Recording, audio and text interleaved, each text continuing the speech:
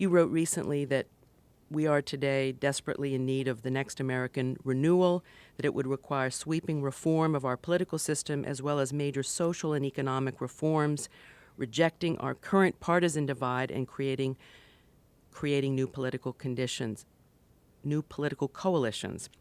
What are the prospects of such a transformation given our current political divide, the lack of bipartisan compromise, the even structural factors that militate against compromise, whether it's our homogeneous voting districts where you have all Republicans or all Democrats, leaving little room for competition, the hyper-partisan media, the money in politics, that reinforce this divide?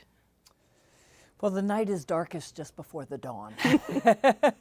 And I really do believe that. We are in just deep, deep crisis. The political system is dysfunctional. It is broken. At the federal level, we really don't have a representative democracy in many ways. I mean, because of the primaries, because of the combination of gerrymandering and our primary system, you have homogeneous districts voting for the most extreme candidates. So it's not a big surprise that when those candidates get to Washington, they cannot actually represent the will of the American people. And so you see time and again the majority of the American people wanting a certain policy and Congress completely unable to actually get there, whether that's gun control or education or health or any of these key areas. So we do need sweeping political reform. We've been here before. We were in a similar place at the turn of the 20th century. I do believe that the United States has risen to the occasion before and will again. Part of the reason I'm at the head of something called New America is that I want to be able to play a role in finding the big ideas that will help move us forward, but also figuring out ways to educate voters and create coalitions that will help bring those changes about.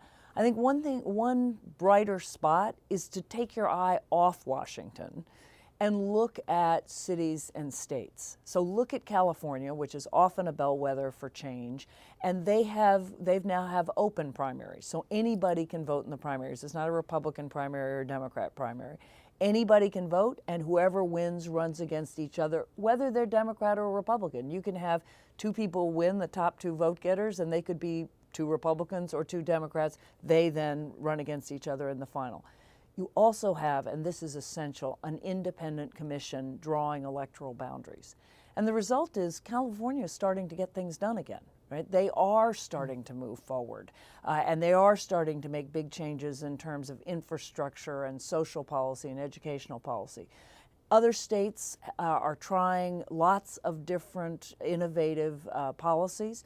The cities are making great progress. If you look at New York or go to Chicago, Chicago looks like a very different place these days. I mean, there's really a lot of reform in the educational arena, in public housing, and just in the sense of civic spirit. So I look at the bottom-up ability of Americans to reform our system, and I see a lot more hope than I do in Washington.